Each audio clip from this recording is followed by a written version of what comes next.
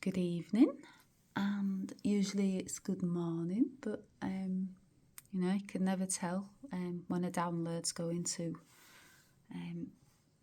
be downloaded, should I say, in me from Spirit and my guides.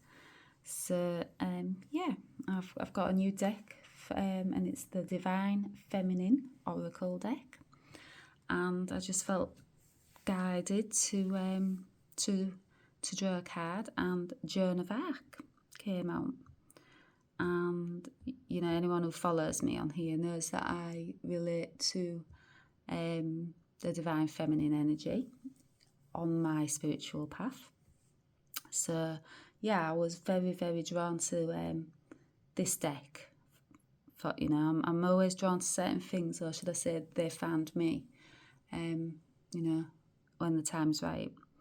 There's messages in them all for me. So Joan of Arc came out, and she symbolises faith and courage and French national identity. And she was a figure for a very potent figure for resistance and liberation. And her enduring legacy stems from her divine inspiration.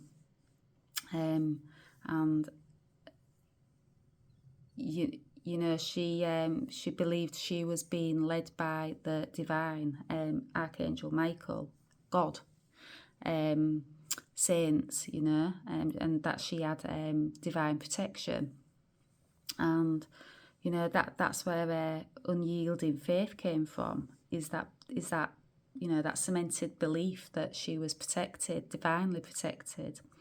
Now, as strange as it sounds, I can relate to that, because anyone who has been following me and listening to my journey would have come across posts where I have spoken about divine protection and divine guidance on the divine feminine path, my path as a divine feminine.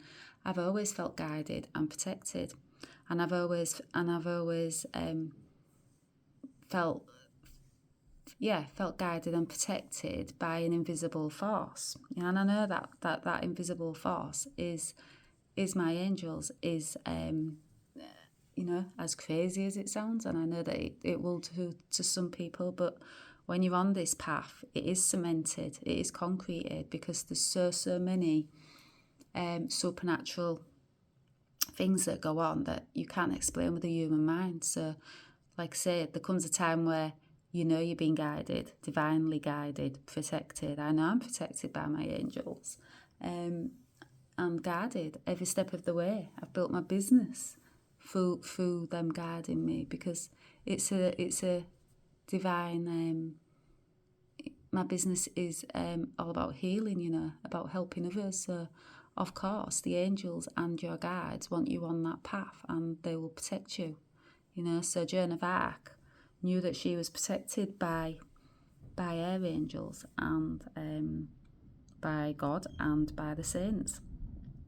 So she held that belief of that, and nothing could shake her from that, and nothing shook me from that belief of knowing that I'm divinely guided and protected, because again, it's concrete at certain points of this journey. But her divine mission started at age 17, and her divine mission and martyrdom at a young age, it cemented her image as a Christ-like figure in sacrifice and purity. And at age 19, she was burnt at the stake for heresy and witchcraft. Because she held divine gifts, and back in them days, and in these days too, there was frowned upon, especially divine feminines. She was a divine feminine who dressed like a man. It was not known back in them days. They didn't have that freedom like we do these days, to be who you are. But yeah, she dressed like a man. She felt like a man, although she held that divine feminine energy. So back in them days, it would have been very, very much frowned upon as, witchcraft, and, not understood. But yeah, she symbolises faith and courage and French national identity, a potent figure for resistance and liberation. And her enduring legacy stems from her divine inspiration, military leadership, martyrdom and inspiration as a symbol of unyielding spirit and vision. And, she held unyielding faith in the face of doubt, ridicule and her own mortality. So that unyielding faith never ever left her, I have a steel-like faith in myself, that's her words, and the angels armour me with conviction. Well, she knew she was divinely guided and protected, so that faith never wavered, not one bit, she kept that faith with her up until her death. So yeah, so she's the warrior of light, and you can see her light on this card, and you can see that steel determination she holds in her, and that pride, she's holding a flag, and she's got a sword, and yeah, she's dressed like a man would be, but she stands proud. She stands in the power. She's got that still faith in herself because she knows that she's got that light around her. That's her protection. That's her guards. That's her angels. That's God. She knew she was protected every step of the way. And you do on this path. And I've said it to many who have not understood me, family, friends. It's a knowing. You can't see it, but you feel it, and you're getting the downloads and messages coming in, sometimes daily, and the supernatural things happening. So, it's something that you cannot not have faith in. You have to have faith in it. It's not of this world. So, yeah. The divine is not of this world, it is the spiritual realm. So you do have to have faith, but it comes easy to me now because I've been on it for 7 years. The more you get on your path and the more that you open your divine codes, like I hold codes. As crazy as that sounds, I hold light codes. That's why my light language and all that is through. So that's my light. That's my light. I'm supposed to shine out for others. I'm a divine feminine, high master, But my human self had just forgotten it. Now my spiritual self is back online. I'm remembering it all. It's all coming back to me. All the mastery of past lives. But enough about me, it's more about Joan. So she's the warrior of light and divine feminine energy, and she wants you to embrace your own divine feminine energy. She was a divine feminine in action too. Because divine feminine energy can be nurturing and loving and compassionate and empathic, but she was divine feminine in action. She took action, so she held that masculine energy in her too. But she also embodied the divine feminine energy. So she stood up for her beliefs, and she wants you to do the same in a world where divine feminines have been silenced for ages. She says that silence is no more. Divine feminine is rising. She wants you to bring in self-love and use your own intuition to guard and empower your own spiritual journey. Now, that's what I've been doing for the last 7 years, since my awakening. That's what I've been doing. I've been using my intuition. I've been building my intuition as well. So I've been moving things out the way so my intuition can come through stronger. So that's beliefs, that's old patterns, that's trauma, that's inner child wounds. That's all the stuff, the blocks that have been blocking me from stepping into my divine feminine sovereign self. So I've done the work. And self-love is so important, and you have to give yourself self-love. I speak about that a lot on my videos. I did a post the other day about self-love. Archangel Jophiel and Ariel came through. They were all about self-love, and it's so important. It starts with you. If you do not give yourself self-love and have that belief in yourself and your own spiritual path and your own knowings, your ideas and that, and you don't stand firm in what you believe in, and you don't stand firm in your conviction, then how can you expect others to, do that? Not that she's saying that you need that validation, because I certainly don't anymore, because like Joan, myself, when you go through many fights and you come up against doubt after doubt after doubt after doubt, that just it builds you up. It doesn't knock me down. It builds me up. It makes me more determined to stand in my divine feminine. And my divine masculine energy. It makes me more determined to stay on this path. It just builds me up. And she's saying, so like use your intuition to guide and empower your own spiritual journey through spiritual growth and empowerment. And spiritual growth, that comes with doing the work. I've done the work. That's why I'm at the point I'm at. I'm definitely at mastery, and mastery of energy, and mastery of my divine feminine and my divine masculine energy. I'm definitely at the mastery stage, but I was the student, and yes, I'm still on the student path, but I know that I'm at the mastery stage as well. So. Like I speak, it's a lifelong journey too, and I'll be on this journey for the rest of my life, and this path is not easy. I've always spoke about a normal job.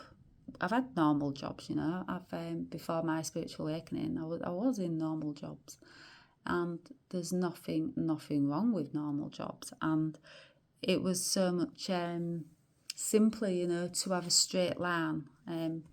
This path is not a straight line, Years ago, I used to get up, go to work, and that was my straight line. I knew what I'd be doing in the day. I knew what would be coming in the day. I had a routine, This path is not routine. It is not straight. It is zigzags. It is everything can get thrown at you on this path, and everything has got thrown on me on this path. And you have to have steel-like faith in yourself and this path. And part of this path is others doubting you and, coming up against that resistance. Like she came up against the resistance, I've come up against lots of resistance, but that's fine. I won't waver. I'm at that point of my journey where it really doesn't matter, There's no surrender for me on this path anymore, I'm not waving that flag. I will not wave my flag. And I'll guide others on this path. That's what I'm here for. And, she was warrior of light. She was meant to shine a light. I've spoken about shining my light as well. And that's the light codes that I hold, That's that energy inside of me, but those light codes, my my divine feminine energy that's meant to shine out for others. There's many on earth at the moment, divine feminines leading the way showers are leading the way for the ones that want to, basically, that are ascending, because we are in the new earth. So that is part of our mission as well, to, as way showers, to guide others into the new earth. That means a high consciousness, a more more loving, unconditional love, higher consciousness, a different way of living, being,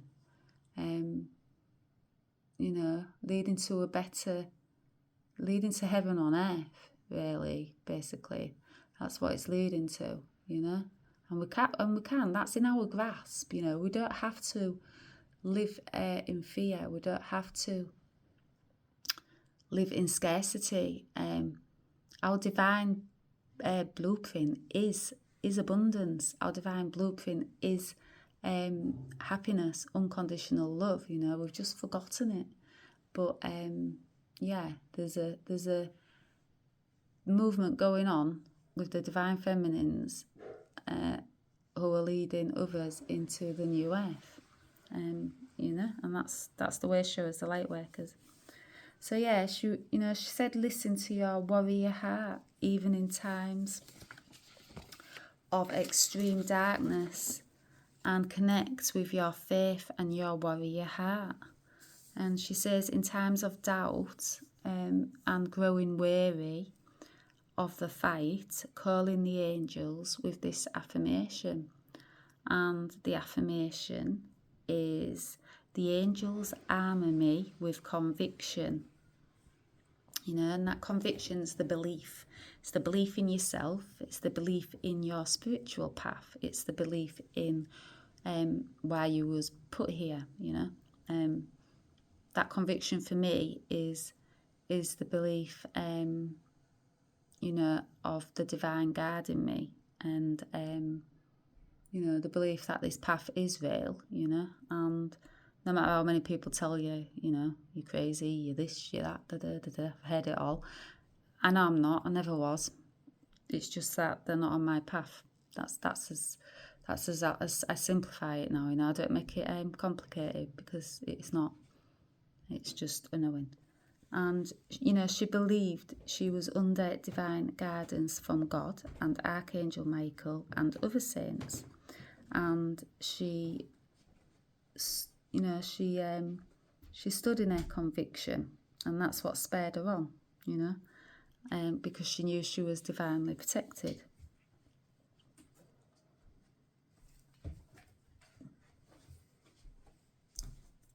And her divine mission, was divinely protected. But at the tender age of 19, she was burnt at the stake for heresy and witchcraft. But she left a legacy of, being that warrior of light. And, it was no small feat what she managed to accomplish in those few years, of someone so young as well.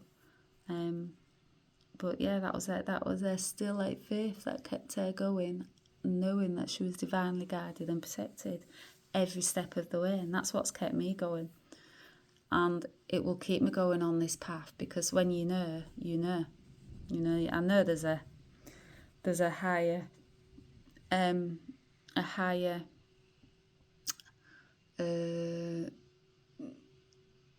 what's say calling, but there's a divine, there is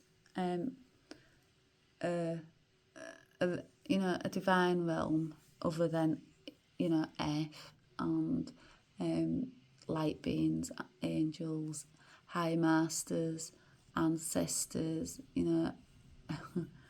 they can all come through to us, and they have for me personally.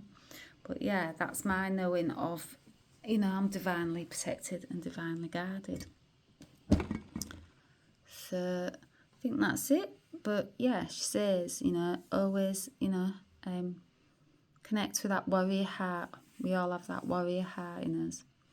And, just calling them angels. In times of weariness, just call them in. They're always there for you. I will say good night, and